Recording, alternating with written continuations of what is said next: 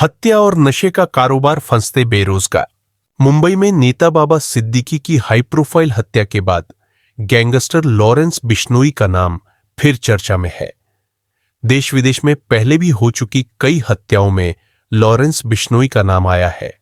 अब कहा जा रहा है कि बाबा सिद्दीकी की हत्या भी उसी के गैंग ने की है।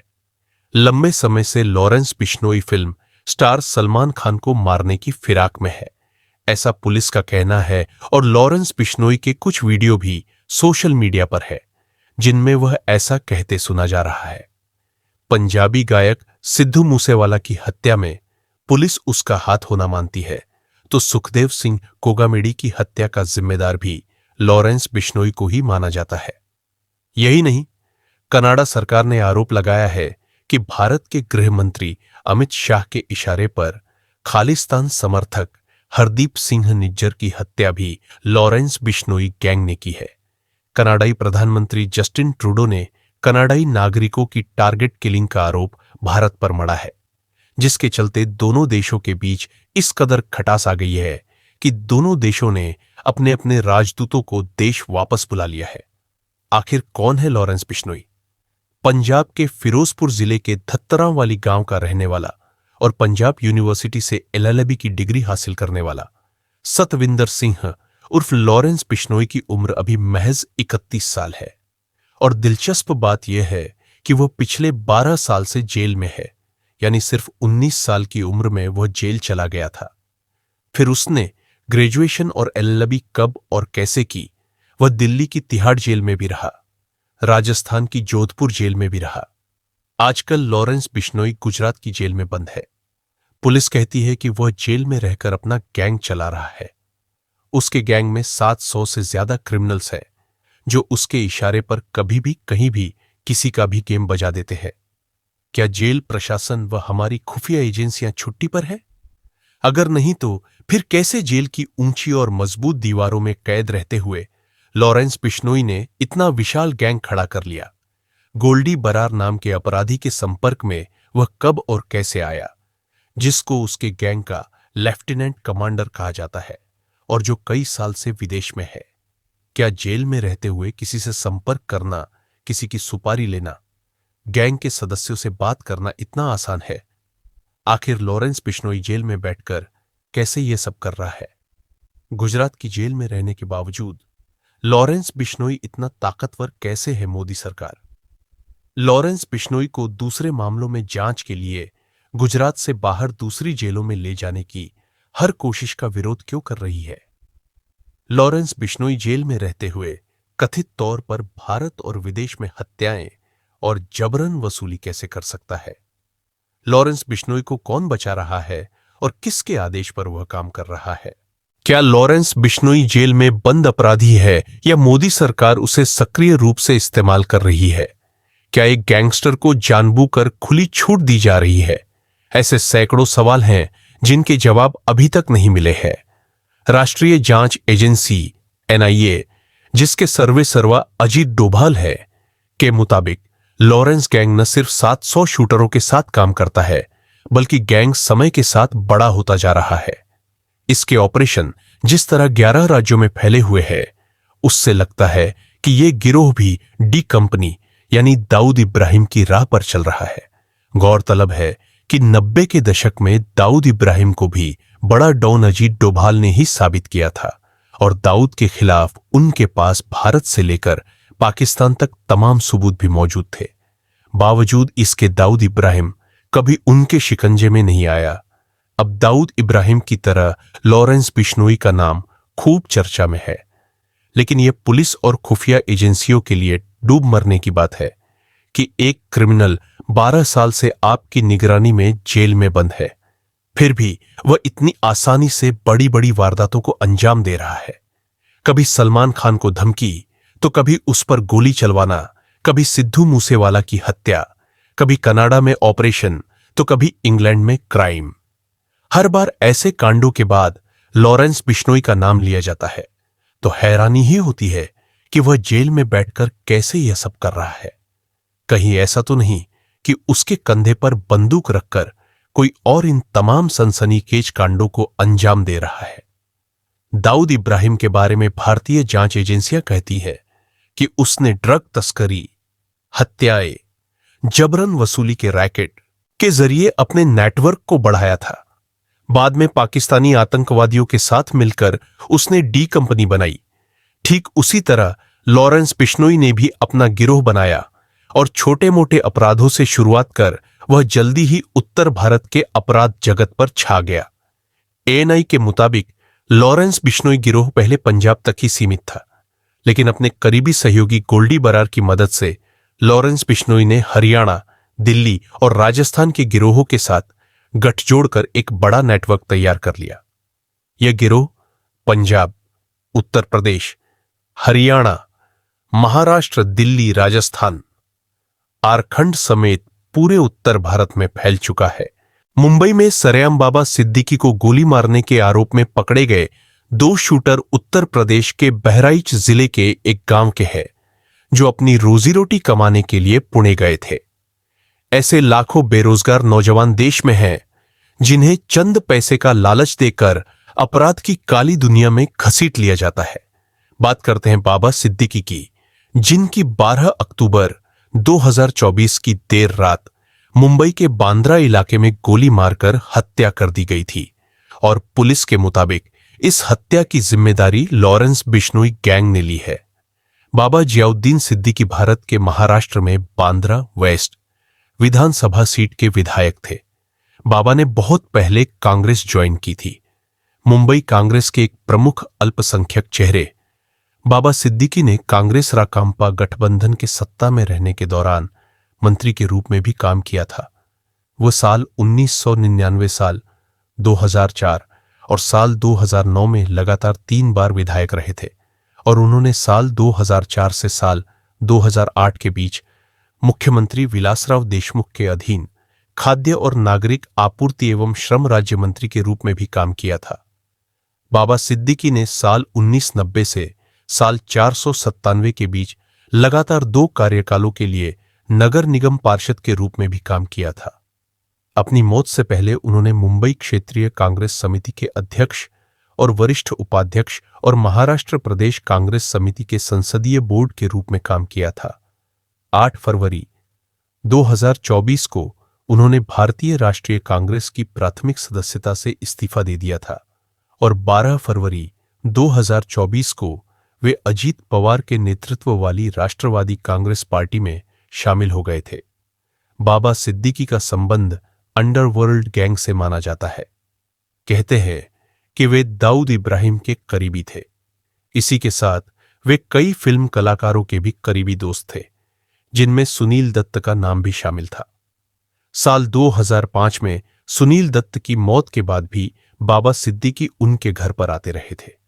राजनीति में वे प्रिया दत्त के गुरु थे, लेकिन बाद में उन्होंने संजय दत्त को छोड़कर बाकी दत्त परिवार से खुद को अलग कर लिया था। फिल्म कलाकार सलमान खान और बाबा सिद्दीकी 2 दशकों से भी ज्यादा समय से करीबी दोस्त थे। सलमान खान हमेशा बाबा सिद्दीकी की सालाना इफ्तार पार्टियों में शामिल होते थे। वे हर मुश्किल समय में एक दूसरे के साथ खड़े रहते थे। वैसे अनेक फिल्म हस्तियों के घर पर बाबा सिद्दीकी का उठना बैठना था। राजनीति में रहते और अंडरवर्ल्ड से नजदीकियों के चलते बाबा सिद्दीकी ने अथाह दौलत बना ली थी। इन्फोर्समेंट डायरेक्टर ईडी ने साल 2018 में बाबा सिद्दीकी की 462 करोड़ रुपए की संपत्ति को अटैच किया था। यह संपत्ति बांद्रा वेस्ट में थी और इसे धन शोधन निरोधक अधिनियम के तहत जब्त किया गया था। एजेंसी ये जांच कर रही थी कि क्या बाबा सिद्दीकी ने साल 2000 से साल 2004 तक महाराष्ट्र हाउसिंग और एरिया डेवलपमेंट अथॉरिटी के चेयरमैन के रूप में अपने पद का गलत इस्तेमाल कर पिरामिड डेवलपर्स को बांद्रा में विकसित हो रहे स्लम रिहेबिलिटेशन अथॉरिटी प्रोजेक्ट में मदद की थी। इस कथित घोटाले की रकम 2000 करोड़ रुपए बताई गई थी। कयास लगाए जा रहे हैं कि स्लम रिहेबिलिटेशन अथॉरिटी रीडेवलपमेंट का मामला भी बाबा सिद्दीकी की हत्या की वजह हो सकती है, क्योंकि कुछ रोज पहले से इस मामले में बाबा सिद्दीकी के बेटे जीशान सिद्दीकी, जो खुद एक नेता है, इसका विरोध कर रहे थे। ईडी इस मामले में बाबा सिद्दीकी की गिरफ्तारी की तैयारी में भी थी कि तभी उनकी हत्या हो गई। अगर बाबा सिद्दीकी को ईडी अरेस्ट करती तो जाहिर है स्लम घोटाले से ही नहीं बल्कि बॉलीवुड और अंडरवर्ल्ड के बीच कई रिश्तों से भी पर्दा उठता।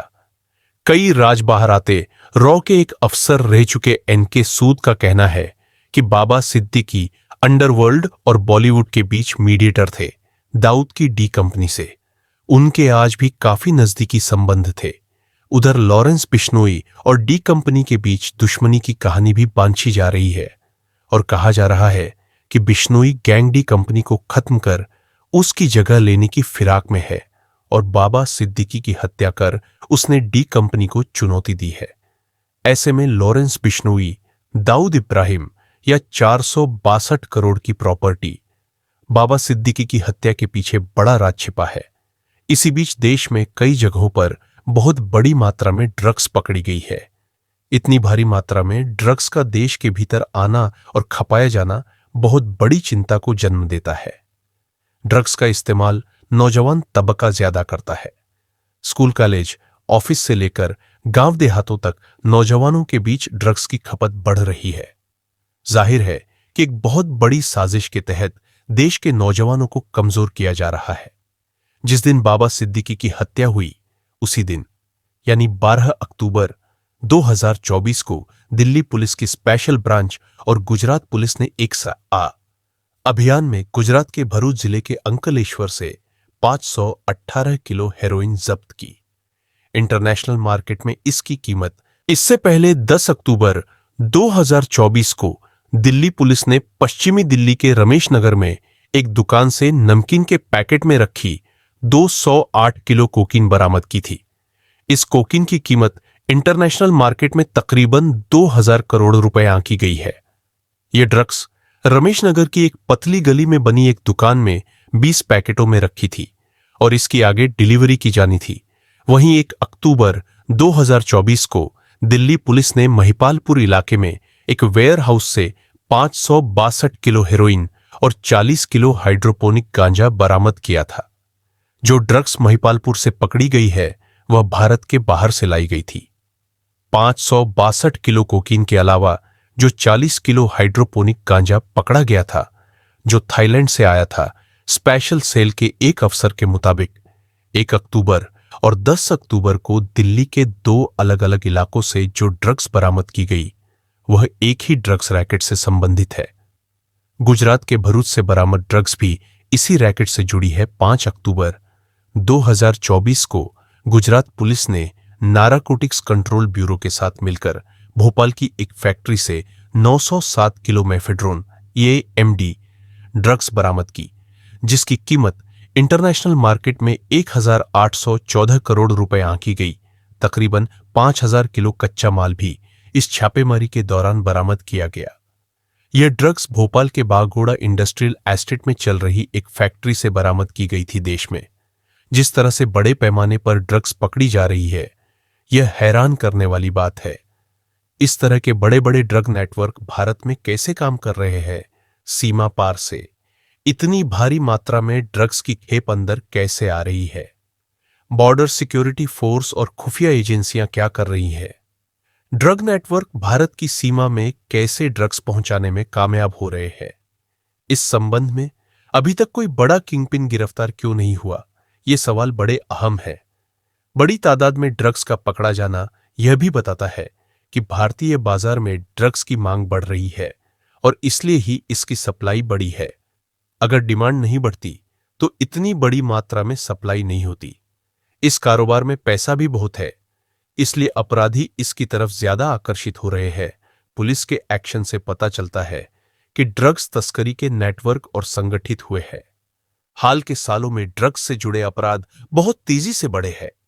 गौरतलब है कि लॉरेंस बिश्नोई को भी अगस्त 2023 में सीमा पार से ड्रग्स की तस्करी के एक मामले में दिल्ली की तिहाड़ जेल से साबरमती सेंट्रल जेल में भेजा गया था।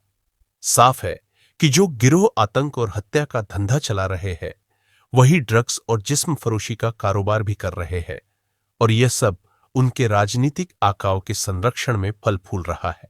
भारत नौजवानों का देश है। यहां 18 से 30 साल की उम्र वाले लोगों की तादाद सबसे ज्यादा है। यह ऊर्जा का काफी बड़ा और बहुत शक्तिशाली पुंज है, लेकिन मोदी सरकार इस शक्ति को देश के विकास में इस्तेमाल नहीं कर पा रही है। सरकार इन नौजवानों को रोजगार नहीं दे पा रही है। लाखों करोड़ों नौजवान आज भी बेरोजगार है, जिन्हें थोड़े से पैसे का लालच देकर बहुत ही आसानी से बरगलाया जा सकता है। चंद रुपयों के लालच में ये किसी की भी जान ले सकते हैं। हत्या, अपहरण, देह व्यापार और नशे के कारोबार को बढ़ाने में यही नौजवान तबका बहुत बड़ा रोल निभा रहा है। लॉरेंस बिश्नोई या दाऊद इब्राहिम की तथाकथित डी कंपनी ऐसे ही बेरोजगार नौजवानों का इस्तेमाल कर रही है। वे इन्हें पैसे और हथियार मुहैया करा रहे हैं।